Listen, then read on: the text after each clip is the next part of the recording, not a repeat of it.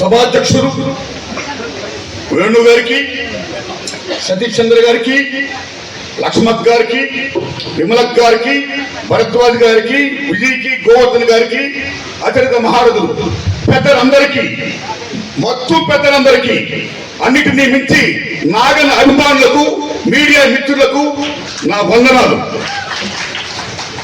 సుందరయ్య విజ్ఞాన భవన్లో, ఈ ప్రాంగణంలో, ఈ మధ్యకాలంలో ఇంత గొప్పగా సభ జరగడం అనేది నేను చూసిన first time. That is the greatness of Naganna. The same time that is the greatness of new democracy party. చాలా మంది కళాకారులు కాలం చేసినప్పుడు అనామకులుగా వెళ్ళిపోతారు.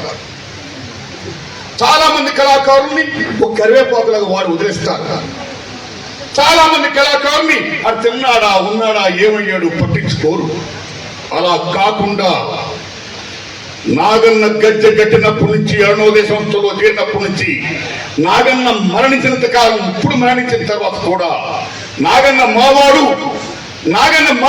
నాగన్న గురించి మేము ఇంత చేసాం, అంత చేసాం, అన్నిటిని మించి నాగన్నే పార్టీకి, ప్రజలకి చాలా చేశాడు.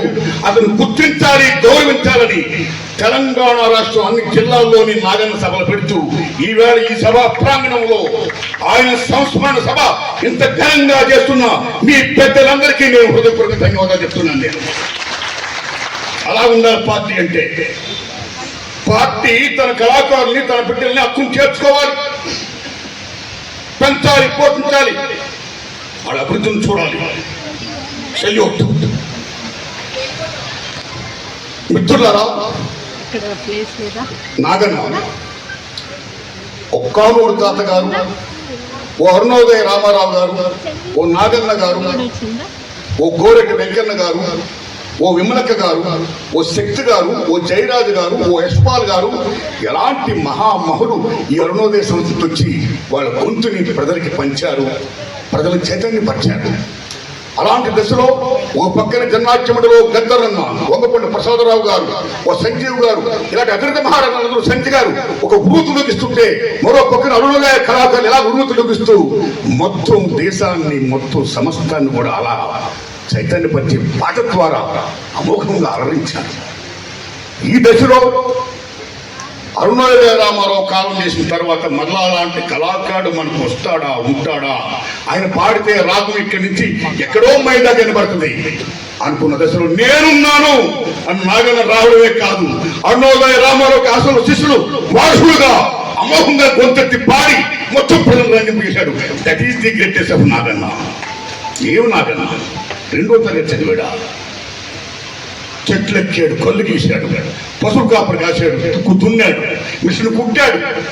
అలా ఉన్నవాడు ఆ రాజారాంలో శ్రీపాద శ్రీహరి గారిని ఏనాడైతే ఆనాటి వెంకటరావు గారి ప్రభుత్వం కాల్చి చంపిందో, అప్పుడు దాన్ని సహించలేక, భరించలేక ప్రజల కోసం పనిచేసే వాళ్ళని మీరు చంపుతారా?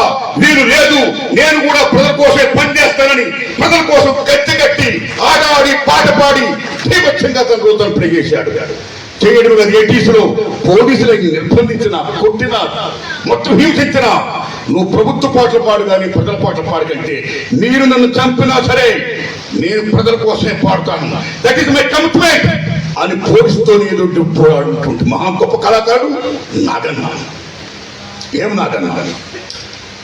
ఆ నాగన్న పాడిన పాటలు ఎటువంటి పాటలు! అన్న అమరుడురావు రామనరసయ్య పాడుతుంటే అసలు ఎలా ఉండేది? కళ్ళంలో నా గింజలు మత్తు నీయే రైతన్న, కానీ పళ్ళెంలో గింజలు లేవు రైతన్న అని పాడుతుంటే ఎలా ఉండేది? వీరగాథలు చూడరా అంటే ఎలా ఉండేది? ఎటువంటి పాటలు పాడాడు. అలాంటి మహానుభావుడు. నిజం చెప్పాలంటే, నాగన్న గురించి చెప్పాలంటే చాలా మంది గాయకుడు కానీ తెలుసు, కానీ గొప్ప రచయిత కూడా. 100 పాటల పైగా రాశాడు, 200 క్యాసెట్లు విడిది. ఎర్రపూల వనములోన పువ్వు రాలిందా నగాదారులు అనే పాటలు మామూలుగా రాయలా. ఆ నాగన్న అన్నిటిని మించి పార్టీ పట్ల కమిట్మెంట్, ఓ సిన్సియారిటీ, ఓ త్యాగం, మొత్తం పార్టీయే మెయిన్. ఎక్కడైనా ఎప్పుడైనా పార్టీని ప్రశ్నిస్తావా నాగనంటే పార్టీలో చాలా మంది పెద్దలు కూడుకొని మొత్తం ఒక నిర్ణయానికి వచ్చారు. ఆ నిర్ణయాన్ని మనం గౌరవించాలి. వ్యక్తి కంటే పార్టీ చాలా పద్ధతి ముఖ్యం అని చెప్పిన వాడు నాగన్న. నా సినిమాలో దండోరా సినిమాలో పాట కోసం నేను ఇక్కడ న్యూ డెమోక్రసీ పెద్దలు నేను రిక్వెస్ట్ చేశాను. రిక్వెస్ట్ చేస్తే వాళ్ళు నా మాదాల నారాయణ స్వామి గారిని రిక్వెస్ట్ చేయమన్నారు. నేను మాదాల నారాయణ స్వామి గారికి ఫోన్ చేశాను. ఆ మహానుభావుడు వెంటనే నారాయణమూర్తి గారు మీరంటే మాకు చాలా గౌరవం, ప్రజల పట్ల మీ కమిట్మెంట్కి మీరు తీస్తున్న చిత్రాలంటే మాకు చాలా అభిమానం, మీకు పాట అవడంలో మాకు మహానందం అని నాగంతో చెప్పి నా సినిమాకి పాట పాడించాడు. ఆయన పాట పాడించడమే కాదు, మీరు నమ్మండి మిత్రులారా, షూటింగ్కి ఏం కావాలో సరే సహాయ సహకారం అందించండి అని వాళ్ళ పార్టీకి అని చెప్పాడు మాధవ నారాయణ స్వామి గారు. నాకు నన్ను ఒక లొకేషన్కి వచ్చాడు. ఆ సహకారం ఉత్తరం నువ్వు పాడేవదే నాకు చాలని చెప్పా. ఆ దండోరాలో మీరు నమ్మండి పాముడు రామచంద్రరావు గారు రాసిన పాటది పొంగు నడుముకు చుట్టవే చెల్లెమ్మన్న పాటని నాగన్న పాడాడు. అమోఘంగా పాడాడు. పెద్ద హిట్ అయింది పాట, మామూలు హిట్ అవలా. అన్నిటినీ మించి జయరాజు గారి ఓ కొండలో కోయిల పాటలు పాడాలి, పల్లెల్లో అక్షర దీపము వెలగాలి, ఆ పాటను నాకు గుర్తు చేసింది నాగన్న. రికార్డు చేయకుండా పాటను యాక్ట్ చేసిన వందే మాసం బ్రహ్మాండంగా పాడాడు కనుక మిసెస్. సో నాగన్న చేసిన సహకారం నిజంగా నవ్వుతున్న భవిష్యత్తు. అతని సహకారం నేను ఇప్పటికీ మర్చిపోలేను. ఆయన డబ్బులు ఇస్తే మీరు నమ్మండి, ఆయన పాట కోసం ఆయన రికమెండేషన్ ఇస్తే ఒక్క పైసా అని తీసుకోకుండా పార్టీకి పంపిన గొప్ప కళాకారుడు పార్టీ మనిషి నాగన్న. దట్ నాగన్న. నాగన్న ఏమి ఉద్యమాలు ఏమి పాట. ఓ పక్కన సింగరేణి గనుల నుంచి ఎక్కడో ఉన్న నెల్లిమల్ల జూటిమిల్లి వరకు, ఓ పక్కన ఇల్లందు నుండి గోదావరి నుండి మొత్తం 2 జిల్లాలే కాదు, మొత్తం ఆంధ్రప్రదేశే కాదు, ఉమ్మడి ఆంధ్రప్రదేశ్ కాదు, భారతదేశంలో చాలా రాష్ట్రాల్లో నిజంగా ఆయన గొంతెత్తి పాడి ప్రజల్ని చైతన్యపరిచాడంటే ఆయన ఎంత గొప్ప రోల్ ప్లే చేసే ప్రజల కోసం, పార్టీ కోసం. ఇందాక తమిళనాడు కళాకారులు వచ్చి నాగన్న మీద తమిళంలో పాట రాస్తూ అరుణోదయ నాగన్న నీకు వందనం అన్నాడంటే ఆయన ఖ్యాతికి ఎంతవరకు వెళ్ళిందో చూడండి. That is the greatest of Naganna. Thanks a lot to Tamil కళాకారులకి, థ్యాంక్స్ అలాట్ నిజంగా చెప్తున్నాం.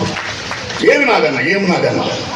ఇప్పుడు మిత్రులారా, నాగన్న ఏం రోజు ప్లే చేయాలో బ్రహ్మాండంగా ప్లే చేశాడు, అధిరామంగా పనిచేశాడు. దానికి పార్టీ గుర్తించింది, గౌరవించింది. ప్రజలు ఈవేళ ఆయన జోహార్ చెప్తున్నారు, సెల్యూట్ చేస్తున్నారు. ఆయన జన్మ ధన్యం. అయితే నాకు ఒక విజ్ఞప్తి, ఈరోజు భారతదేశం చాలా క్లిష్ట పరిస్థితుల్లో ఉంది. బాబాసాహెబ్ అంబేద్కర్ మహానుభావుడు రాజ్యాంగంలో ఏం రాశాడో, ఏ హక్కులైతే ఇచ్చాడో సమస్త హక్కులు కూడా ఇవాళ రాయబడుతున్నాయి.